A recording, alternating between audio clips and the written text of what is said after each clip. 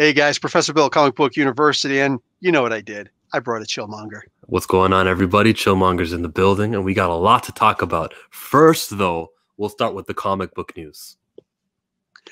And now that we're done with that, let's talk about the comic book film news. That's what I'm talking about. We've got nothing to talk about.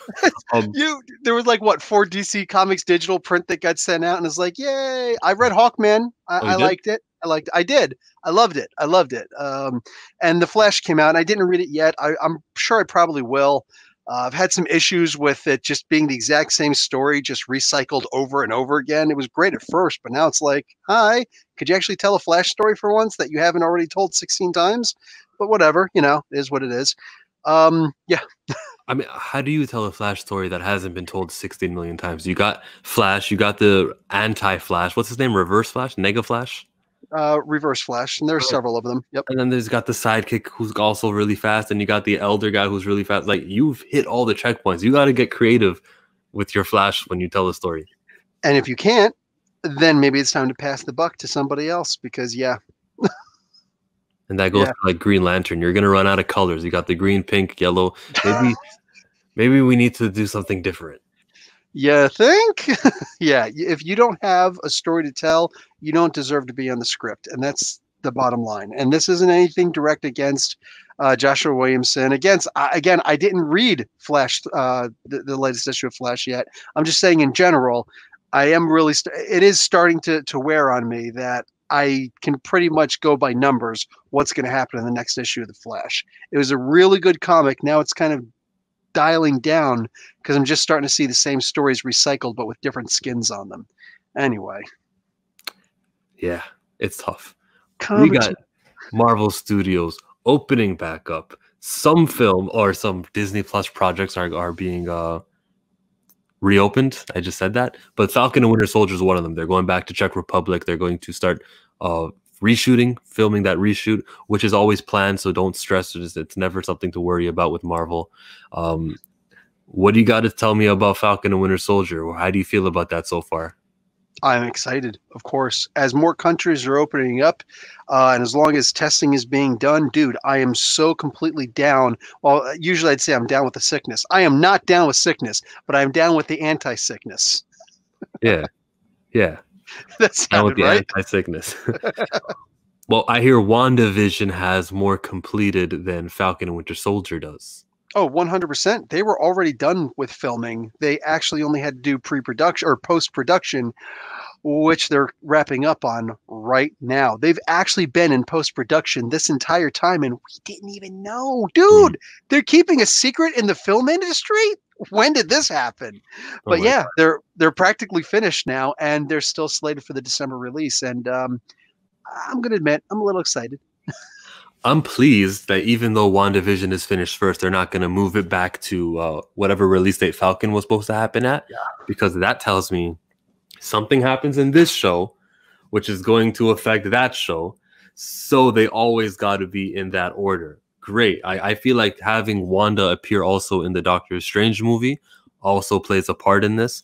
My imagination is running wild, but I just love how that they can stick to like a plan, which is also why I don't think like if one of these shows is really successful that they can just say, okay, well, let's order a season 2 of this show next year. They can't do that like every other show. They actually have a lot of plans set in stone. They say for the next 5 years. So I can't imagine that if this show is a hit, they'll be like, oh, we got to get back to Falcon and Winter Soldier. Or they'll just be forcing in stories there that don't really fit and won't have what do you think? Well, possibly, because it is Wanda, and the way that her powers work and the multiple different interpretations of the way that her powers work are that she could just rewrite an entire storyline. The thing is, what you're saying is solid, and I love it. The idea that they have a plan, they're sticking to a plan. They'll switch up a little bit when there's room to do that, but when there's not, they're just sticking with the plan, and whatever it is, what it is. But for me, I love the idea that maybe they made it so that, hey, here's the story thus far, and if it is really successful, it's open. Here's an in where you can actually continue with the story in some way, shape, or form, somehow or another. I look at Black Panther and just see $1.3 billion in 2018. We're not getting another film for 2022. Even if you're a success, we're not going to change everything just for your one little franchise. Fantastic point of view. Yes, 100%. You do not say, oh, this was successful, let's just throw any old garbage, at them now. No, you say, this was successful because of this. Let's recreate that, but, different. Let's recreate what was behind it. Yeah. And we're going to make sure the next Black Panther film is going to be just as good.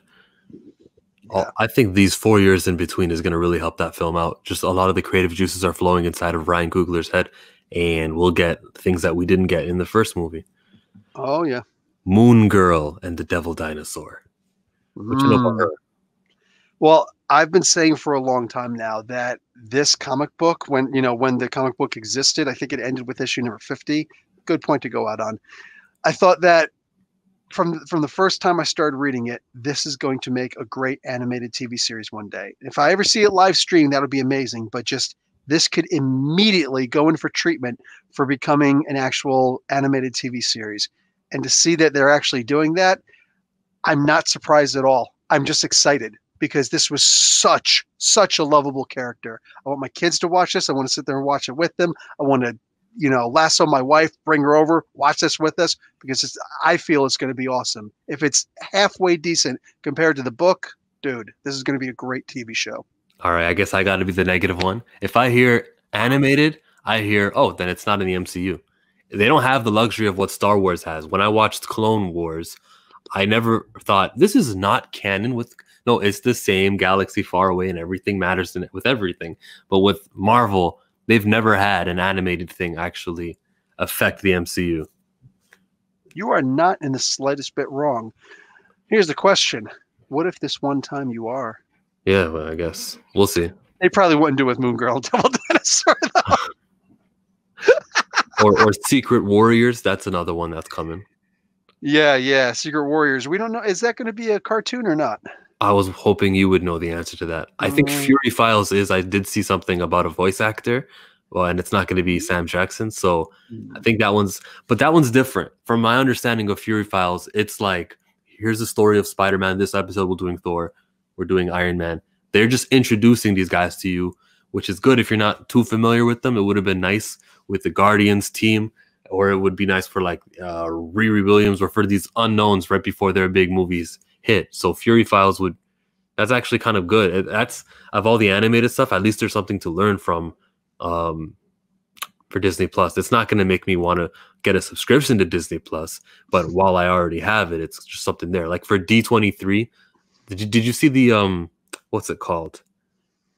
The Disney Plus Mandalorian Gallery, but there's like a backstage look with all the directors talking about the Mandalorian show.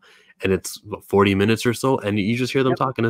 It's like, I wasn't going to get Disney Plus for this, but now that I have it, it's nice to experience this extra bonus footage content. Yeah. Did you watch that first episode? Yo, there's more than one episode? Okay, no. They're going to put up 8 episodes, but they're putting it out episodic. So, yeah, I watched it also a couple nights ago, and I thought it was absolutely amazing. Yeah, half hour, 40 minutes, whatever it was. I just saw it, and I was like, what's this now? So they're calling it the Disney Gallery, Star Wars, The Mandalorian. It's going to be 8 episodes, putting out weekly. They sit down with Jon Favreau. He seemed kind of like a jerk in it, but I'm okay with that. The guy is still too important to not let him act like a jerk a little while. Filoni was in it. Wakiti was in it. Every single one of the writers for the episodes was in it. And it was great just seeing like where they came from. The directors, you're right, sorry. Where they came from, like what they started doing instead. It was amazing. To me, it was freaking amazing. I loved seeing this. I can't wait for the other 7 episodes. And by the time that's finished, we're probably going to get season 2.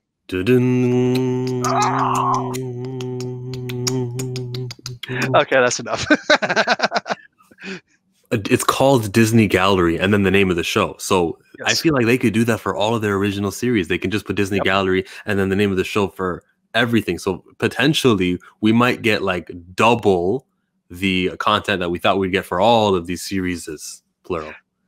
Literally how perfect Yeah. is this? Because I saw this, I didn't see it advertised. I was like, let me go and see, like, is there anything new on Disney Plus? And I looked on my computer really quick, and I turned on. I was like, what is this thing? I started watching, like, oh, what is this now? And I was just okay. I sat back, I chilled out, I had some munchies, and like, dude, this is freaking awesome. So no, I loved it. Absolutely, it's the behind the scenes stuff. This is what a streaming service should do. Boom, better than any other streaming service out there right now, just because they're paying attention to the fact that they could do stuff like this. I would love to see an episode of the 7 that are coming where they explain the secrecy of the baby not being exposed and the toys not being revealed, or any husks being molded. I would love to see their mindset. But yeah, the stuff that we were talking about. And this year, they're not having any secrecy at all. It pisses me off. Like, they already finished filming, and that's when we heard about Rosario Dawson and Ahsoka Tano. We did not need to know that, and there's other things. They also revealed who the foot. I know. We saw the feet. You saw who that is, right? Yeah, we can do that segment right after the MCU shows. I don't want to mix that stuff up. Let's talk about Iron. What's her name? Heart? It is Iron Heart. Yeah, because you've never heard of this character before. Never heard of her. Look behind you. Watch out. So Riri freaking Williams. We're gonna have a live action. I think last week I mentioned it was supposed to be animated. My bad. It's actually supposed to be live action. How many? 6 episodes? They're always usually 6 episodes. I just assumed 6 episodes. Yeah. Yeah. Presume. This is coming from the Cinema Spot. Dude was talking about how we just know it'll be filmed at the end of the year, he says. And he says his name was Thomas Politaido, something like that. I did a video on it. That's why I remember the name of the guy.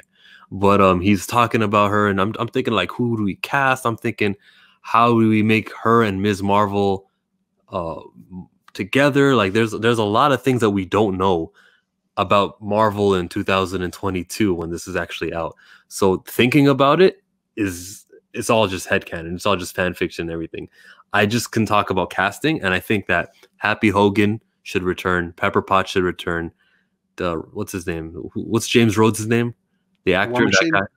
Oh, Don Cheadle. Cheadle should return for that. If you can afford to get Tony Stark as the artificial intelligence only, right?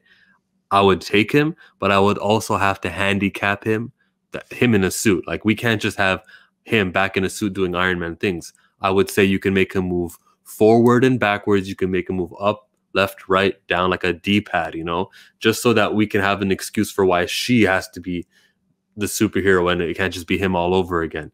Because part of the reason why she's like this in comic books, and I'm making the motion that my hands are lower. She's not top tier. She's low tier. It's because we got regular old Iron Man alive, and he's back and he's doing everything. Is he alive, really, after Dan Slott's run? I'm just trying to say, like, when you make her secondary and, like, the original guy who she was there to replace is still there, then who cares? Like, Hawkeye, Kate Bishop was cool, but then the real Hawkeye came back, and all of a sudden she is not main Hawkeye anymore. With movies, Robert Downey's out. He's never coming back. Iron Man is dead. This one has potential to actually rise and grow into a thing. Yeah. Yeah, when you have to say, like, oh yeah, Hawkeye's back, or oh yeah, I was just hanging out with Hawkeye. Oh, which one? Yeah. Oh, the girl one. There's a girl one. Then we start breaking into Bendis speak, and I just don't want to play that freaking game. So yeah, was he responsible for returning Hawkeye? Was that a Brubaker thing? No, I'm saying it sounds like Bendis speak when you start doing that. There's a female Hawkeye. Yeah, there's a female Hawkeye. Oh, when was there a female Hawkeye? Oh, well, such and such and such. Oh, that's interesting. It's like, dude. You're just space filling. That's painful. Anyway, so like stuff like that. Just it's the gateway drug into Bendis speak. So yeah, just stay away from all that nonsense. Give everybody their own freaking names, for crying out loud. At least with Miles Morales, I kind of like the idea that he's still Spider-Man. I'm thinking of a new name. Can't think of a cool name yet. It's like no. Just I'm cool with them playing with that a little bit longer. You know what I'm saying? But I don't want Laura Kinney to be called Wolverine anymore. She's X-23. You want her to give her a different name? Fine. But Wolverine's already taken. You know what I'm saying? And Hawkeye, all these names, they're already freaking taken. Please stop with the confusion. I'm kind of confused. You said X-23 is X-23 and she's not Wolverine.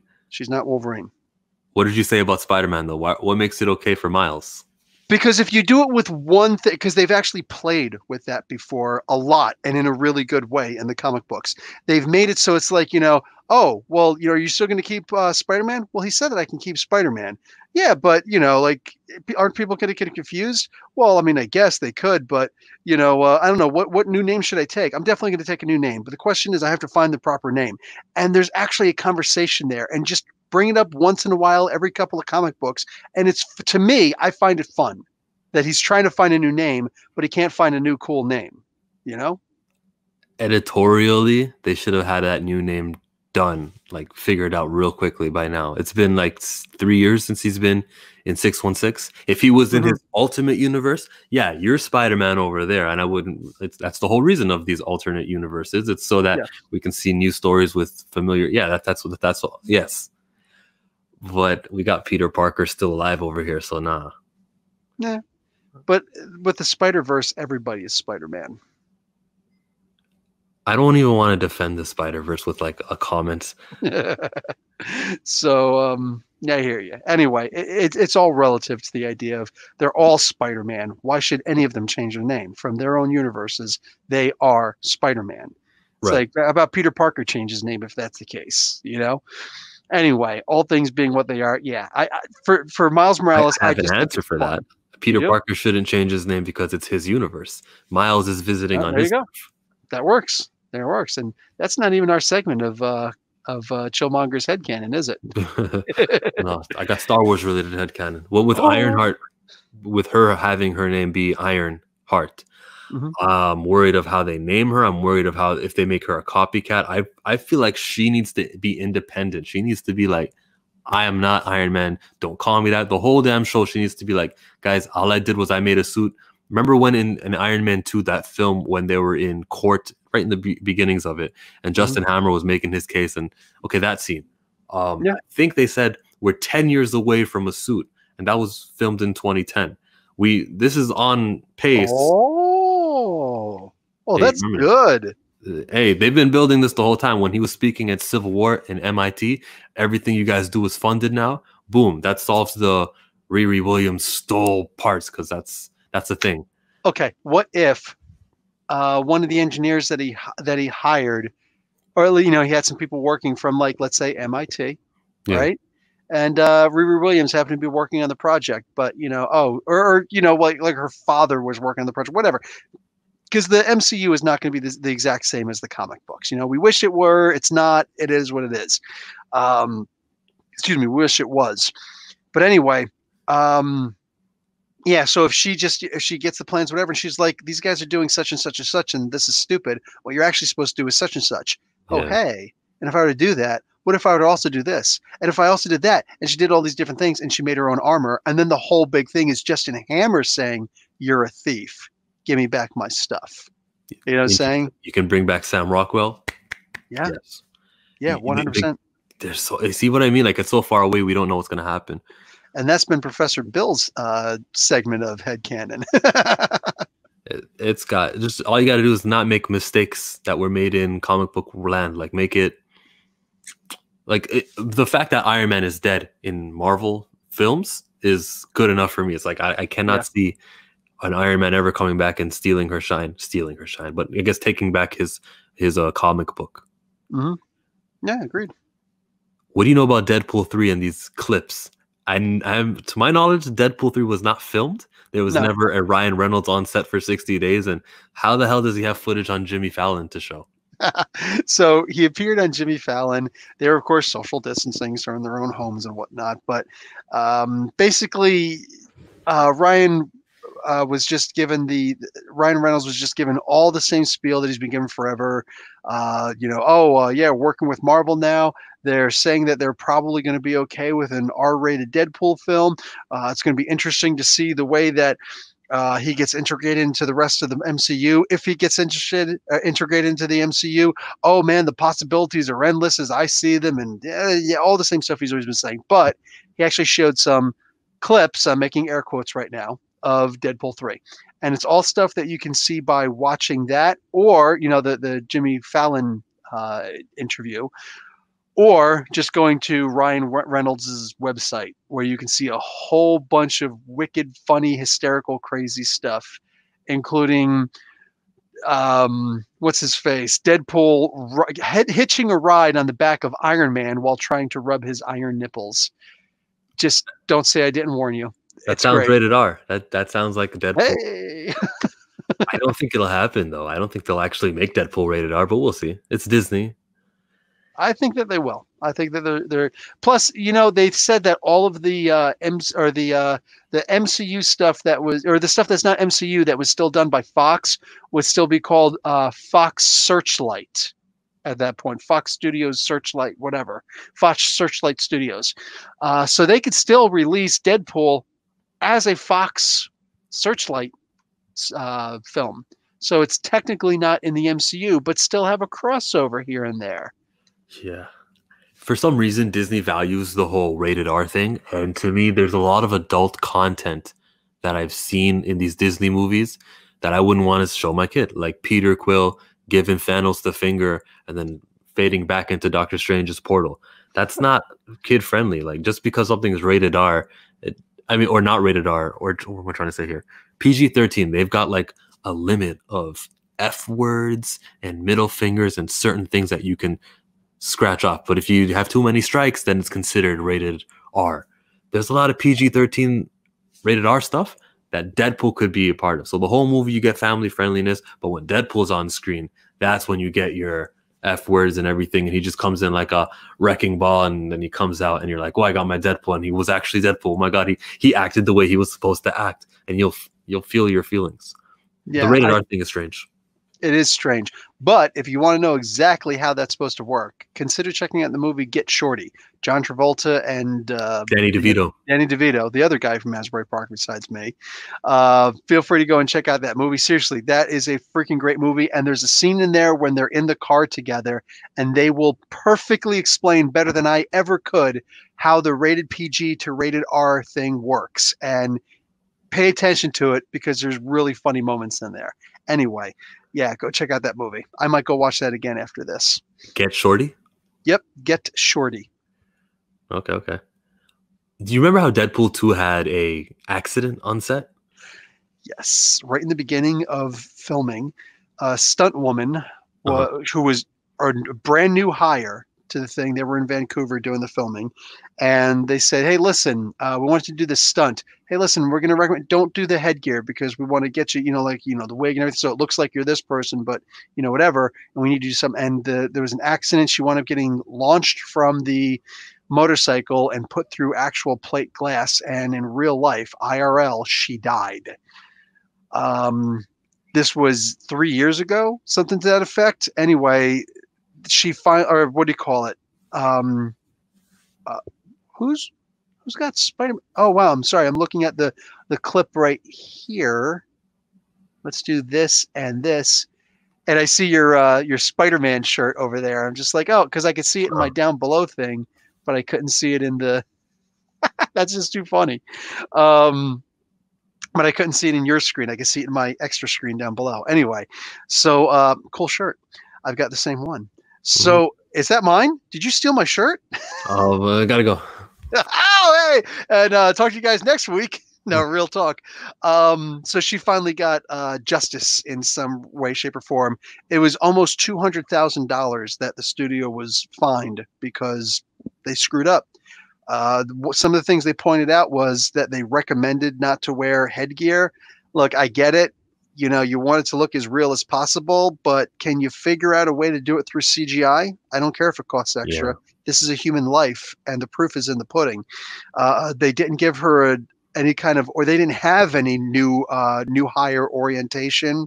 So obviously they didn't show her anything like that. Every time that somebody gets hired, even in a fast food restaurant, you get a new employee new hire orientation video of some sort, right? You get something, and here they didn't do anything for her to welcome on. It's like, hi, welcome to the set. We want you to go do this thing that you're about to die doing.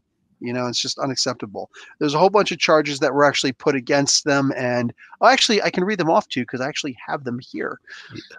And I don't think safety should ever be just disbanded, just dismissed because we have movie technology that can take care of stuff like that. And movie magic, just even if we were in that like 1970s, you can take care of these stunts without having real guys take real risks.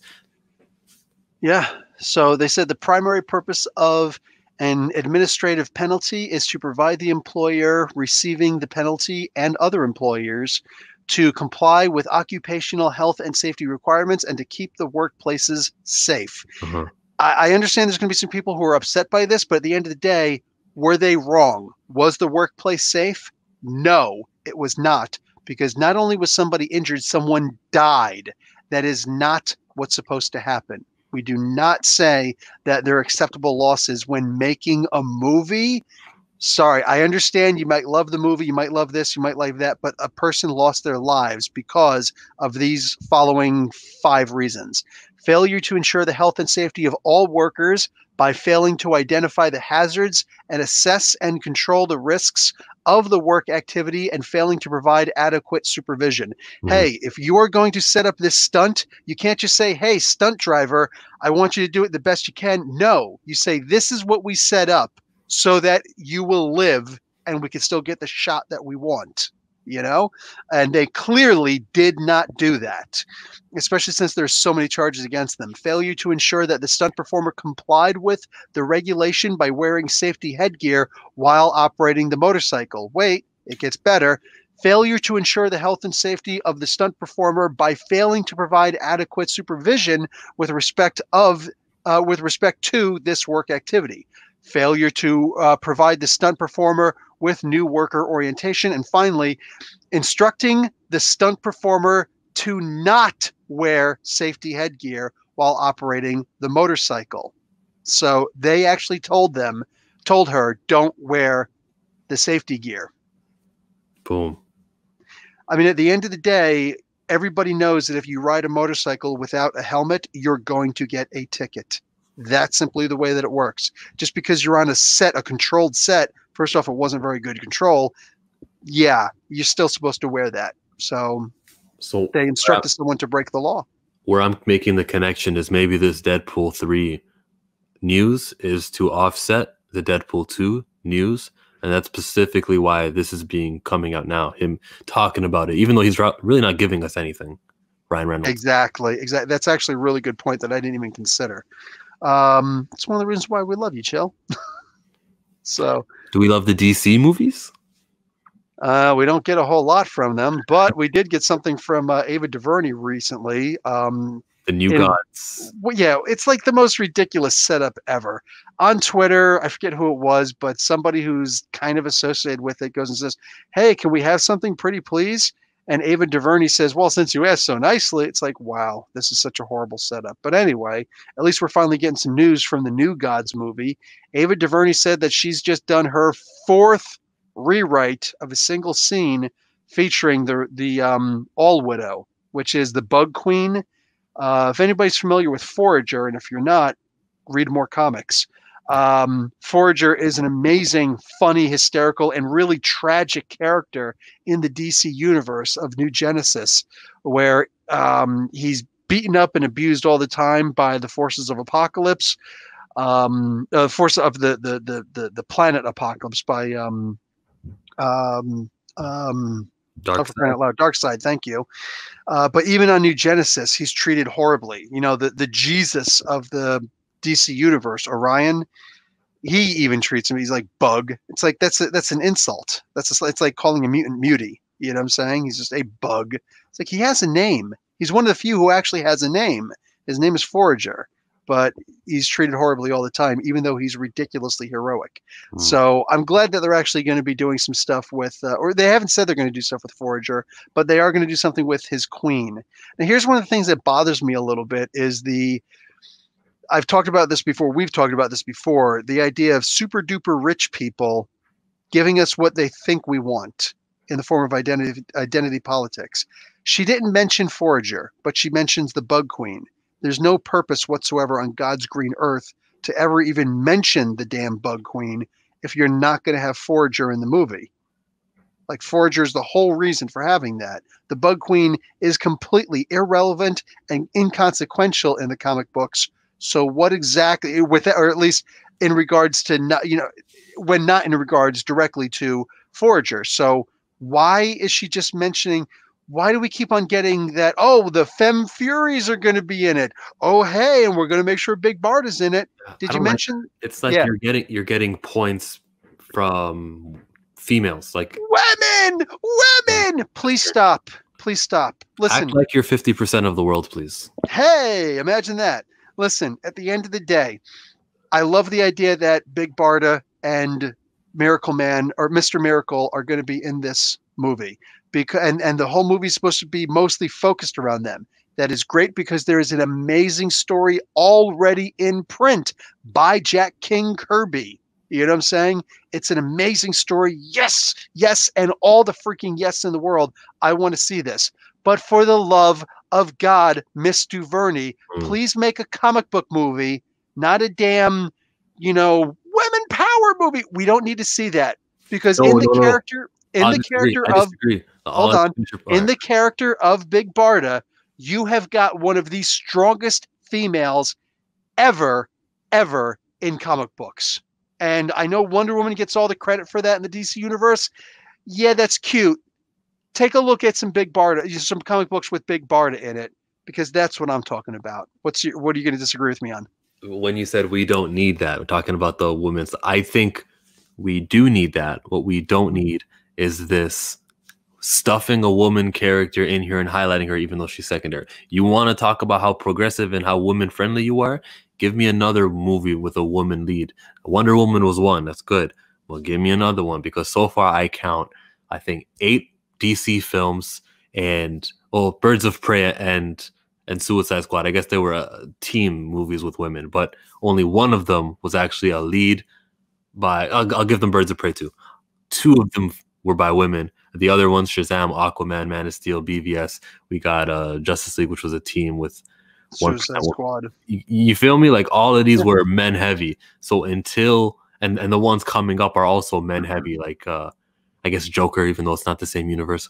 But you know what I mean? Like don't tell me we do need this women movement. We do need women's represented on the big screen, and they can't be secondary. When you're celebrating their secondariness, that's when you lose me.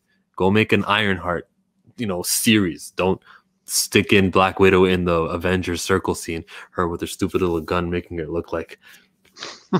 I'm good with her. It was a great performance, and I love that character. I just shouldn't have said that about her, but like, let's be real. Yeah, we're just sticking in it. Just looking at the movie posters, you could tell Nick Fury, for like Winter Soldier, Nick Fury and Captain America are walking forward like we badass. And how's she walking forward? She's literally like that with her. She's got her guns out, but she's not pointing them at anybody. Like, what's she doing? She's just doing this pose thing. Like, what are you doing? So I don't think this, but there are people who will tell you that this is her being a feminine, and this is them not hiding her femininity. This is it being showcased. What do you say to that? I say that it's usually pretty obvious to tell a woman. Like they've got these big boobs and stuff like that, a little bit, whatever. Anyway, they've got boobs and it's pretty hard to not see the boobs. And it's always great when you have something where you can't see the boobs at all. And all of a sudden Brienne of Tarth takes off her helmet. It's like, oh, you're a chick. And you just kicked my ass. And it's an amazing scene like that. The trick is that the way that New Gods is being presented, if they are going to focus heavy on Big Barda, you are going to get an amazing female-centric movie because it has every single marking of being a great movie. Look, Mr. Miracle is an amazing character, you know what I'm saying? And I love the idea of this character, but whenever it comes to the actual fighting, it's Big Barda. She's the one who's actually doing the fighting, not Mr. Miracle, because he's not even he's not even in the percentile of how strong she is. You know what I'm saying? Her armor makes her almost completely invincible. Her weapon will freaking go toe to toe with a freaking lasso of truth any day of the week. You know what I'm saying? Like she is a freaking raw bred powerhouse. And all the crap that she's got to deal with the femme fatals, with Granny Goodness in this male-dominated world of Darkseid and all that, with Desaad and with for crying out loud, what's his stupid son's name? I know his name and I can't remember it right now because I'm focusing on this. Is that this could really be a strong feminist, movie? It doesn't even have to be feminist. Just the idea of like it's a strong female lead movie, 100%. but please stop with the. There's no need to talk about the damned All Widow. Who cares? Yeah. I want to see Forager. To hell with the damn All Widow. Nobody cares about the damn Bug Queen. You find me one person, one staunch comic book fan who's going to say, I would rather see the All Widow rather than Forager. You will not find one single person. I am fully confident in that. You probably couldn't even hire somebody to fake it. You know what I'm saying? Let me have a conversation with this person. Really, really test his knowledge on the comic books. I'll do a litmus test if you paid this person or not. Like, it's ridiculous to focus on that instead of saying, dude, Forager's going to be in it, because that would freak people out. Like, oh my God, you're going to make this a tragic movie, aren't you? That is going to get me in. That's going to put my ass in that seat hard. You know what I'm saying? Holding on to make sure a wind doesn't blow me away. But when you say you're talking about the freaking All Widow, Ava DuVernay, shut the hell up. Get off of Twitter, because that is just purebred stupidity. My God, get your goddamn agenda out of here. Can I please just have a good comic book movie? Make it female centric. Don't make it women rule and men suck. I don't want to see that nonsense. I don't want to see that nonsense.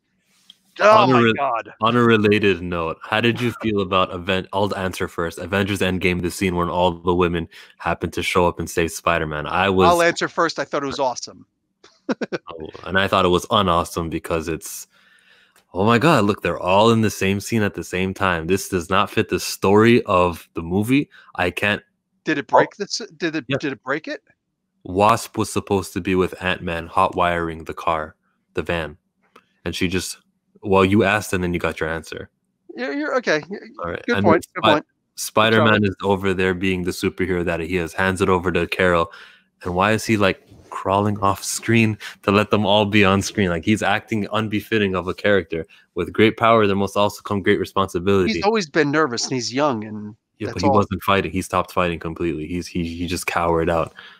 Also, that you know how many women showed up on screen where it was just too coincidental that they were all there. I need to see the Valkyrie fighting alongside Thor, because strategically that's how it's supposed to work out. Why did Pepper Potts leave the side of Iron Man? Why would Iron Man ever leave the side of his woman during battle? This breaks the story. They trust each other to do what they got to do. I saw a scene earlier when all three of them, with War Machine also, I believe, were teaming up, and that was pretty productive. And that's the team that should stay together. In order to put this movement in, or this moment in that you thought was awesome, you're fine to think it's awesome. If you want to, if on the scale of awesome to following storyline, you know, if the awesomeness outweighs the following storyline for you, your prerogative. Like, to me, I didn't see it as breaking anything. It's like, wait a second, she was supposed to be hot wire the vet. Dude, who cares? Who cares? It's a fight. I don't think the fight only lasted for a couple of seconds. Like, it was a huge deal. It's a war. It's a war. So, like, for me, I just simply looked at it as, holy crap.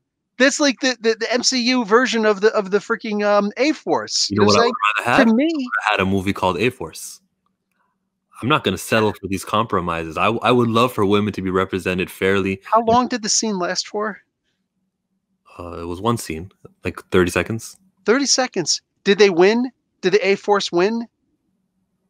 Yeah, they slayed a couple of villains. No. Did they end the movie? Did they come up and it's like, don't worry, we got this, and they kicked Thanos' ass and he surrendered and said, you women are too amazing, whatever? Like, did that happen? That didn't happen. I don't care if they win or not, though. It was forced. In fact, they got ass. Inorganic. I don't think it was inorganic. It was literally a moment where, and you're talking about putting out a movie, but how do they put out the feelers for the movie? They get people in the audience. They get some people in the audience. They listen to all the bodies out there. And when a bunch of us are like, oh, shoot, A-Force, just like you say, like those couple of moments in an actual movie theater, you gauge the reception like that. Dude, there might be a moment now where we could have an A-Force movie because enough people responded positively to that, you know? They didn't do a movie feeler for Ant-Man. They didn't put out a feeler for Guardians either. I don't think there's a feeler for Ironheart, unless it's like the whole Iron Man franchise, I guess you could say that. There were enough feelers because when Edgar Wright was doing the movie, they were just like, yeah, you're not really following our vision. So they booted him and he wound up leaving. It was like a mutual get the hell out off my lot. An on-screen advertising of Ant-Man's coming. There Yeah, I wasn't. hear you. But hey, they did it for Captain America, didn't they? Did they? Iron Man 1. Hey, look, is that Captain America's shield behind Iron Man when he's trying on the armor? And it's like, this Yeah. isn't what it looks like. Iron Man 2. That's the thing. That's the thing that's going to make all the difference. This right here, Coulson holding it, and all of a sudden, yeah, it's going to fit up my thing. Hey, the in canon extra credit scene where it was actually before the movie started, the pre part of the movie with Captain America and the ice and all that stuff. Yeah, partially Easter eggs. They don't make sense. It doesn't make sense that he would have been in Antarctica there or whatever, and then all of a sudden goes someplace. None of that stuff makes any kind of sense, but they still did it because, hey, it's a cool little moment. Who cares? You're talking about an out-of-canon scene when Captain America was in ice Nope. in Antarctica? In canon. It's in canon because in the movie he said, there's this one time I put a gun to my head and he spit the bullet out. The big guy, spit the bullet. They made that canon. So was it Antarctica or was it the North? That was, yeah, the Arctic. Did I say Antarctica? I meant the Arctic. Anyway. I urge you to it. But all right, so that scene happened. There's lots of scenes that happen. It's literally just like a little Easter egg. It's not breaking anything, I just explained how it doesn't work with Pepper supposed to be with Tony. But I don't see how that's supposed to Spider-Man break supposed to anything. take responsibility and fight. Well, don't roll your eyes when these things are legitimate. I'm rolling. I'm rolling. Something you mentioned about the helmets. Taskmaster in the Black Widow film, I'm sure will unmask, and will it be like a woman? Because that's really cliche. Or I think we will find out who that Taskmaster is. That's cliche as hell, and I'd hate to find out who the Taskmaster is, man. Because like right now, I think that we're all seeing in general that it's probably going to wind up being one of her sisters. That's actually because right now it seems like Yelena Belova is going to wind up becoming the new Black Widow, but hopefully a good version. And then her other sister is actually going to have been Taskmaster the whole time, And you think Natasha's dead? I think that Natasha is in fact dead. Maybe I'm wrong, whatever. But the idea is like about the Taskmaster thing. It seems like she's going to unmask and it's actually the sister. And it's like, does anybody actually know what the real Taskmaster's name is in the comics? Because no, we don't. Because it's not important. It's the idea of what he can do and all that stuff. And whether you're going to write him like Nick Spencer, where he's silly, or you're going to write him like almost everybody else writes, where he's just a straight up badass. And I really do enjoy both versions. You know what I'm saying? And it's not even Nick Spencer who wrote the first version of him being like that. But anyway, whatever way you're going to write him, he's a really cool character.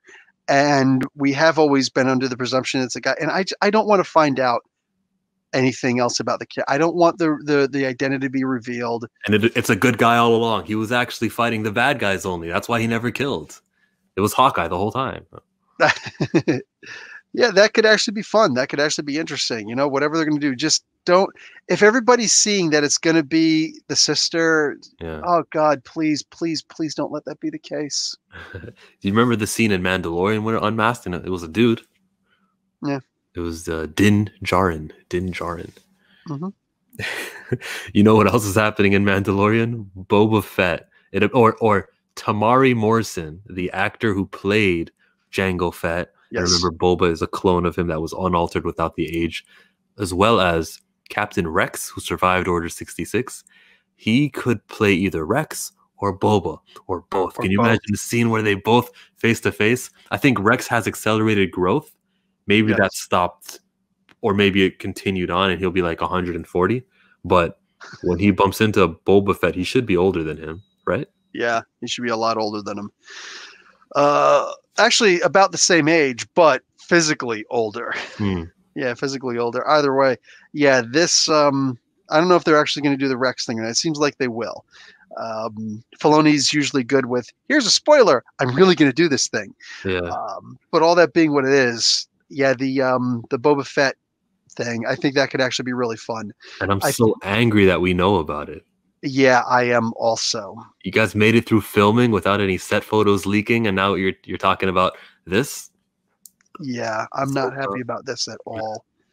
This genuinely disappoints me. Like, I would love to have just, all of a sudden, wait a second, is that Rosario Dawson as Ahsoka Tano? What? You know what I'm saying? Wait, is that Boba Fett? That's the guy, because they already explained that, hey, guess what? Spoiler. Boba Fett was actually the guy who walked up on that one bounty hunter on Tatooine. That was actually Boba Fett. They already revealed it. If you saw that one thing, the Disney Gallery thing that we were talking about. Yeah, that breaks my heart that they just acknowledged it. I have nothing more to say. It's just so disappointing that you would leak your story like this when you made it through the hardest time it is to keep secrets, and here you are just to get some news out. Yeah. You know what would be useful though? If they gave out the baby's name, that would be helpful. We would know what to call it. If they just called it Yiddle, I'm saying it would make life so much easier, Shush. What else you got? I want to stick on Boba Fett though. Like, it is still happy stuff. It's still something that we could add to The Mandalorian, because I love old Star Wars stuff. And it feels like this is a continuation of Episode 6. This is just the next natural progression. Oh, yeah. And they're already doing Season 3. They've already started writing Season 3. Mm-hmm. Like, how sexy is that? Wow. I'm completely beside myself. It looks like I'm here. I'm actually over here because I'm beside myself. Like, dude, that is freaking awesome. So they've got they've got a plan. 2, they have enough confidence in the series to go forward. Yeah. I am loving this. As much as I love the differentness of it and the uniqueness, how this is just separate from everything else, it is kind of good to see cameos of Ahsoka and cameos of Boba Fett. And I'm just going to say cameos. I don't expect them to be full-on characters, supporting characters of the show. Yeah. Because that would disappoint me. Let me just imagine one episode where Ahsoka is going to be the main character, and that'll probably be the episode directed by Dave Filoni. Yeah, he's going to keep that close because that's like his favorite character ever. Maybe she debuts in the episode before, like the final scene, like Wolverine in 180, and then Dave Filoni directs Incredible Hulk 181, where she's just full appearance. Right? Yeah, actually, that would be a good idea to do something like that, because one, they are planning on doing the Ahsoka Tano spin-off series. They said that there's so many series that are going to spin off from this Mandalorian, and I'm in love with the idea. Boba Fett is probably going to be one of them. Hey, wouldn't it be cool if, everybody's trying to get everybody's trying to get Yiddle, and finally they're just like, you know what? There's only one bounty hunter that has proven to be able to get all the detail. Like, only one person's ever actually captured Han Solo, and so on and so forth. And you know what? He's actually back in business again. He survived the Sarlacc pit. It is Boba Fett. And all of a sudden you've got this. Like, wow. And he's the one who actually gets it away from him. And of course, Ahsoka wants to go and try and help to get it back because, hey, she's got to raise Baby Yoda. I can teach him the ways of the Force, not a Jedi or a Sith, but the Force. And while we're making characters alive who didn't die on screen, you're going to bring back Mace Windu because Sam Jackson is healthy. And you're going to use him. And apparently this whole time, he was in exile himself, just training these new people in the Force. Yes. Give it to me. Yes, let's get the old wise master. Let's get the Gandalf character who's teaching all these other people and whatnot. That's what I want to see. I would love that. Well, you can't do that though, because why wasn't he present during the Rey Palpatine trilogy? Where was Mace Windu then? Because he didn't believe in those movies either. That's why. Anyway, I do like that the shows are happening in the time period of Mandalorian, like 6 years after Episode 6. Because once you go into that new era, things I'm not a fan of those new films. So once you enter that, then you got a whole lot of questions that you got to ask. Yeah. If the TV series stay focused in this time period, and if they're going to keep on making movies and you wanted to keep on making movies in the New Republic, eventually one will catch up with the other and it will be a beautiful thing. You know what I'm saying? It's like all of a sudden stuff can make sense. What time period is the New Republic? Is that episode 7, 8, 9? Oh, the New Republic would be in between 6 and 7. Okay. Yeah. So all this stuff is happening in 6. So all this stuff could eventually lead up to the New Republic. Everything afterwards that eventually leads to the New Order. I'm down with that. Down with it. Yeah, Taika Waititi's doing a film. We don't know when that's gonna happen though. I like how they released that news right on May 4th. They made Hmm. this year's May the 4th was actually kind of eventful with Clone Wars ending. About damn time. Well, I mean, what do you expect? They're trying to absorb everything. Hey, use this tag so we can have it automatically show up on the May the 4th Disney website. Hey, whatever, I don't care. Just do it. It was worthwhile. They also made Rise of Skywalker. That's episode 9. They made that available on Disney Plus that day, and I Yeah. got to call them out for making the trailer say, on May the 4th, you can see all of the saga. Instead of just saying, Rise of Skywalker is available May the 4th. You, Disney, Star Wars, are hiding the stinky little, dirty little secret known as Rise of Skywalker with the nostalgia of everything else. Because if you would have just said Rise of Skywalker available May 4th, dislikes, dislikes, dislikes on that video. Just calling them out for it. And hence, you do it this way instead. Yeah. I'm good with it. Hey, you know, the most popular character in all of DC or all of Star Wars lore has always been Ahsoka Tano now. actually Yoda? It's always been Darth Vader. Vader? Really? You didn't know that? But everybody No, knew that. I'm just being fun. I'm pretty sure it's Darth Vader, yeah. It's always been Darth Vader. But in a poll recently, someone has usurped his place. Who do you think it is? It's probably Anakin Skywalker. I don't know. But that's still Darth Vader. Yeah, that's the joke. Who is it? Oh, the baby. It's Yiddle. Wow. Yiddle has just surpassed Darth Vader in popularity. I'm saying. Man, that's not Rey, not Finn, not Poe, not BB-8. As cool as BB-8 is, that's a unique design. And I can't believe that they can actually make a real one. The physics of it does not, I don't get it. I know. Do you get it? The physics were so fantastic. I do. The physics of it were so awesome. It actually confused Neil deGrasse Tyson. He's like, how can something that's magnetically powered roll on the freaking sand like it would just roll into place and blah, blah, blah, blah, blah. And then all of a sudden, in response, they released the actual model doing it for real in the desert. It's just like, well, I mean, sometimes I'm wrong. So there's a magnet on the headpiece, and there's a magnet in the center of the ball, and that's what keeps it. Okay. Yep. That's fascinating. Yeah, I love that. It's a great design. Remember when they gave Finn the thumbs up with its lighter? I do. I do. The Ilenian system. Yeah. That was great. So Josh Trank was actually scheduled to do a Boba Fett film until he screwed up completely. So Josh Trank, what's Josh Trank most famous for? Call for 4. Oh, no, he didn't do that version. He did the Fan 4 stick. It was actually advertised as Fan 4 stick. And there were no fans for that 4. No, that 4 mess. That was horrible. Anyway, he pissed off so many people, high and low, on the totem pole when he was making that movie. He's like bringing in people who nobody else wanted on that movie, yelling at people who were brought in against his will. Like he was just such an absolute jerk. And then he did the $10 million tweet.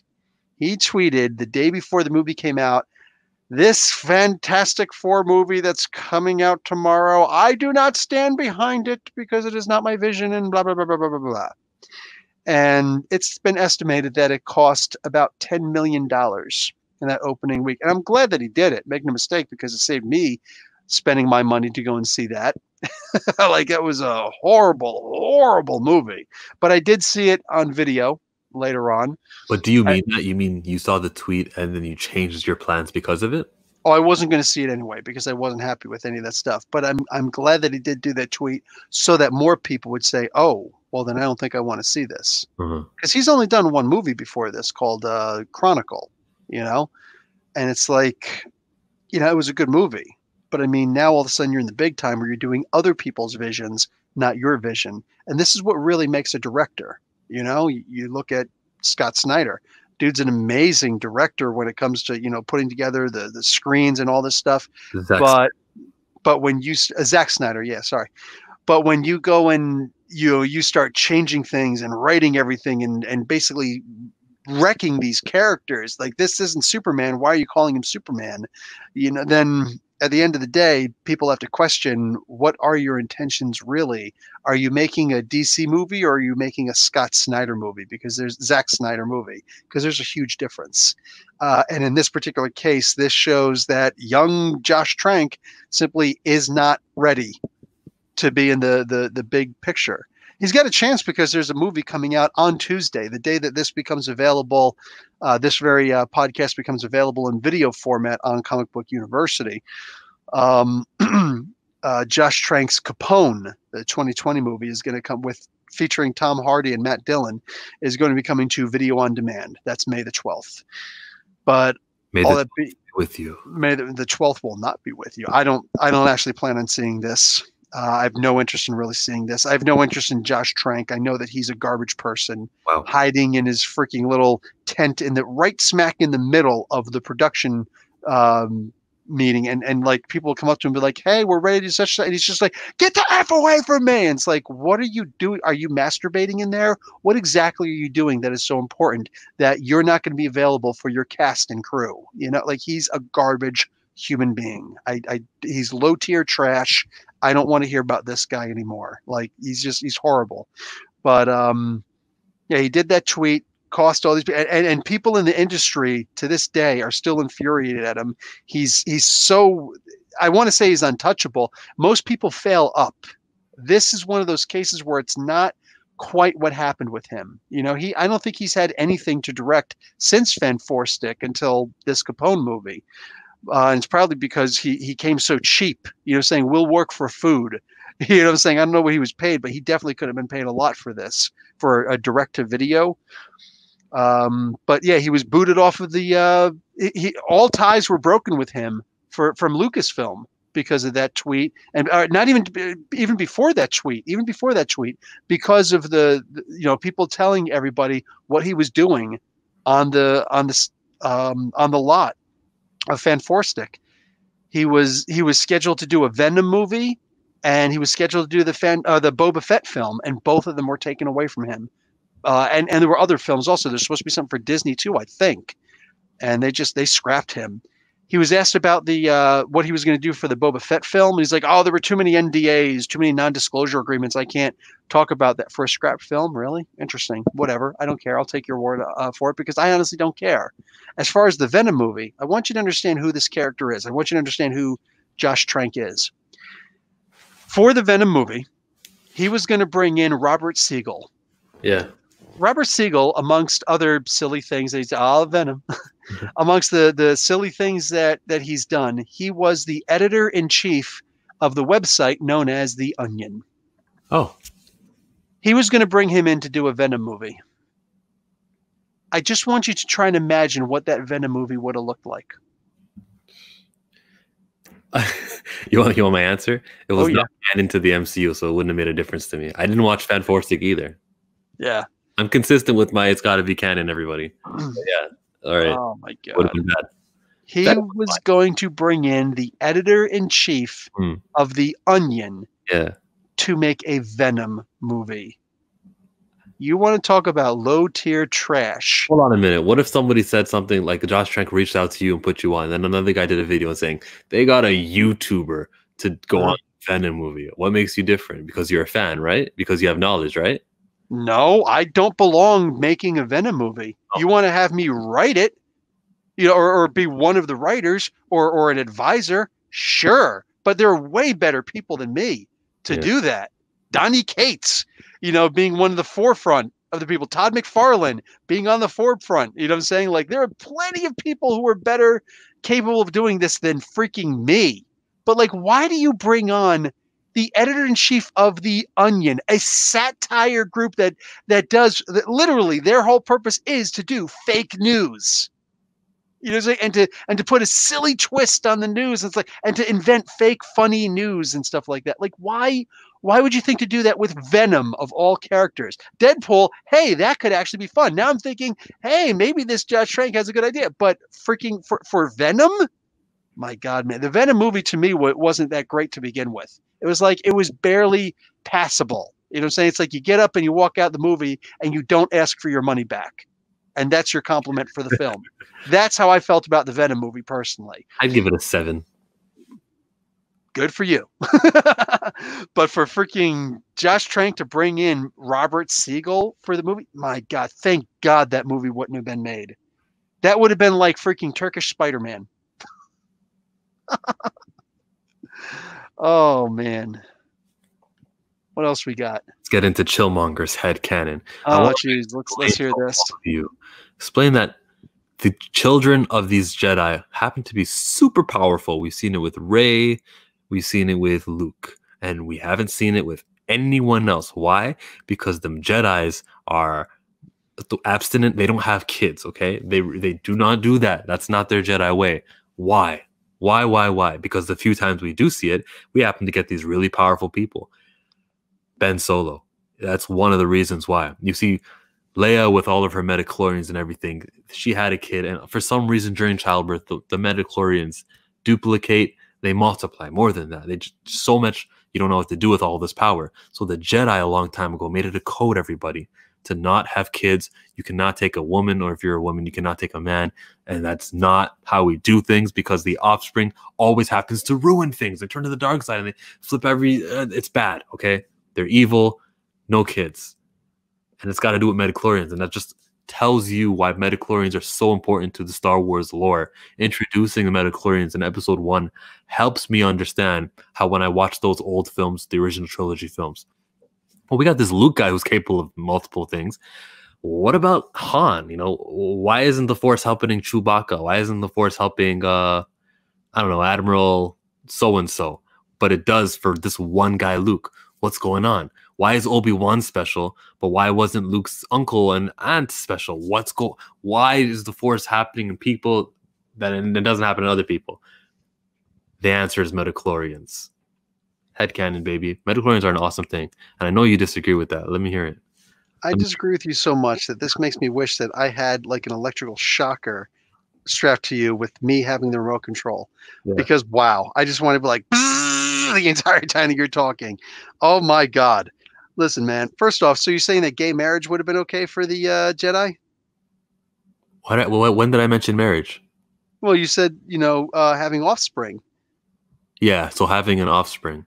So they're not allowed to get married because they're not supposed to have offspring.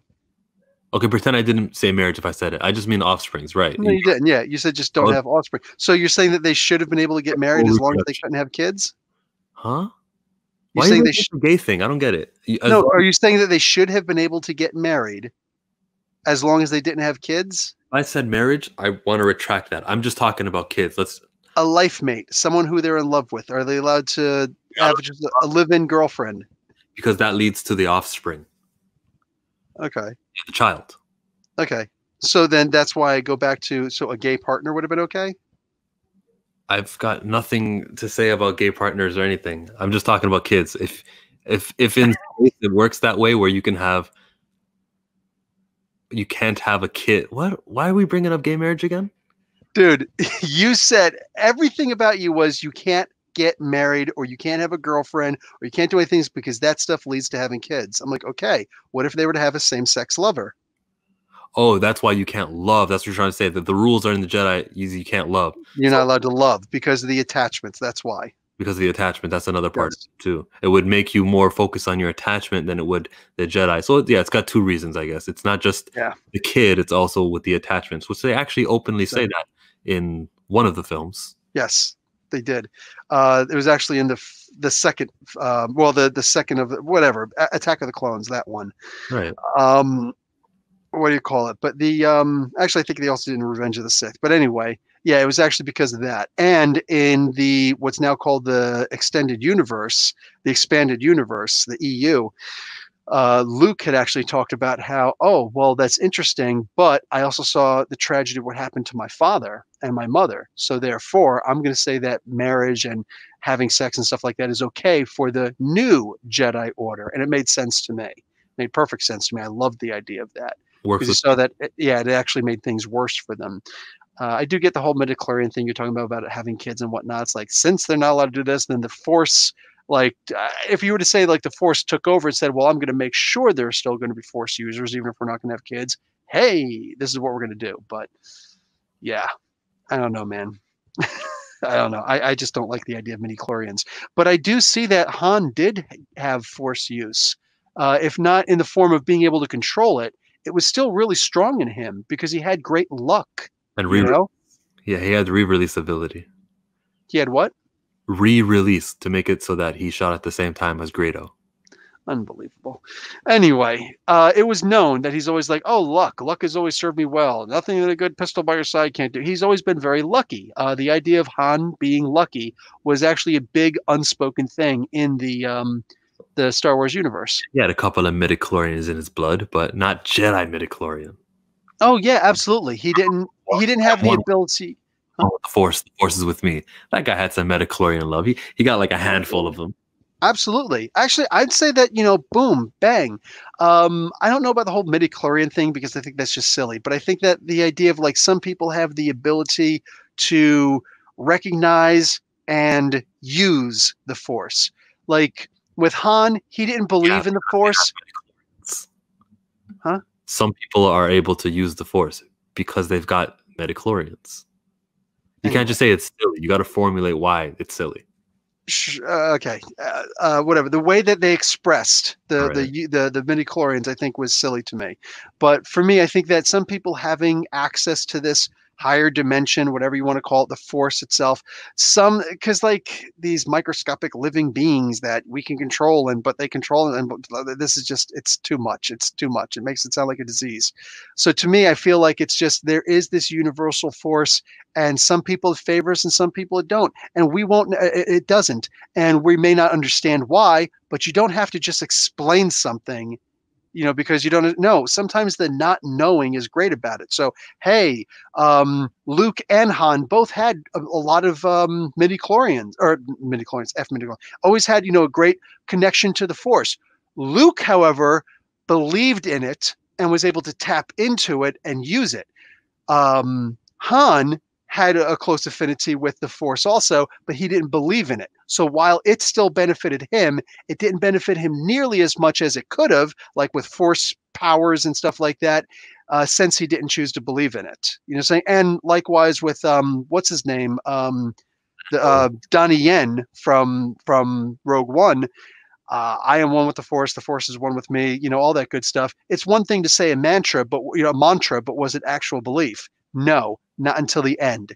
That was the real faith. And to me, it's the idea that he has this blind faith. Hey, the character was blind. He had blind faith in something and had like maybe some small connection with the Force. But at the end, he actually believed. And that's why all of a sudden he was able to walk through with laser fire, gauze fire everywhere, and he wasn't touched. I love that.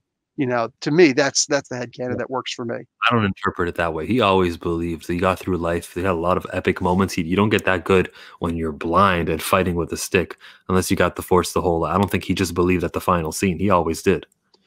I think that there's levels of belief. There's not just belief and no belief. I believe in the light dial, as opposed to the light switch, So like, again, mantras and without actually having a master and trying to figure this stuff out. Hey, somebody can learn how to build a car from scratch without a teacher, but you're going to do it a whole lot better if you actually have a teacher, right? So without a teacher, he was able to believe, but like if you go to the gym every single day, but you don't see results, you're going to stop going to the gym. But if somebody teaches you how to lift the weights the proper way, and then you start, going to the gym and then you see the results, that's when you keep on going back again and again and again.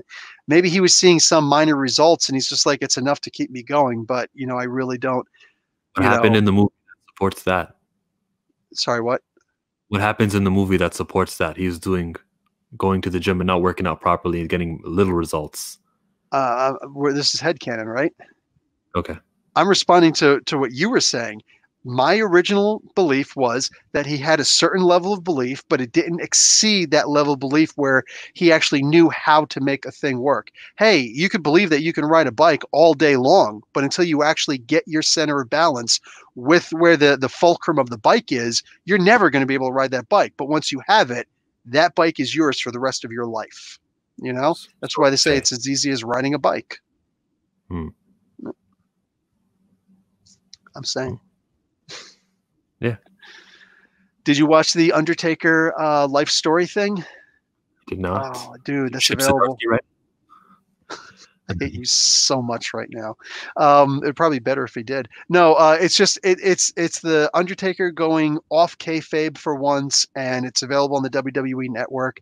I'm waiting for it to go to DVD. I guess they just released a 13-minute clip of it on WWE YouTube thing, and it's awesome. Like the 13 minutes I saw is awesome, and I can't wait to see the whole thing one day. So yeah, I'm waiting to see that since I'm not going to subscribe to Rogers or Bell just to be able to get the WWE Network also. Like it's not happening.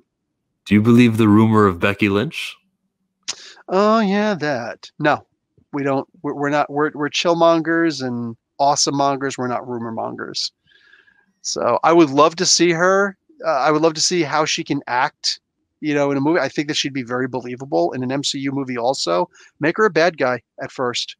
That's an easy one. Make her a bad guy. Make her do something like that. Make it that she was actually the one who was behind the Taskmaster thing the whole time. If you take a wrestler, John Cena, actually, there's my answer. Yeah. Yeah, he's not a good actor, but The Rock is. Where's Batista on that? For what he's done, he's really good. He obviously is not on Rock level, but he's really good. A whole lot better than Hulk Hogan. Everyone's a whole lot better than Terry Bollea. Hey. But all things being even, yeah, maybe she could be really good. I don't know. I'll have to see. To see. But I would love to see her actually in a movie. I would love to see her being able to quit wrestling or at least bring it down to part-time so that she can try and save her body so the stuff that happened to The Undertaker doesn't have to happen to her. Yeah. Definitely. She was a stunt woman back in the days, so she does have experience in the films. Could we have the next Jackie Chan? Oh God, yeah. Because he was raised in the circus, and she was in the circus. She went to clown school. Here we go. They should have got her for Mandalorian. Son of a gun! I'm kind of happy having Gina Carano in there. That was really. No, I mean good. Sasha Banks. Sasha Banks is on Mandalorian. I don't know what she's going to do. Whatever, we'll see. I don't think that she's great in what she does. I think you like Sasha Banks, right? Yeah, she's the best. Oh, yeah. So you like her a lot. I think that she's okay. She's okay.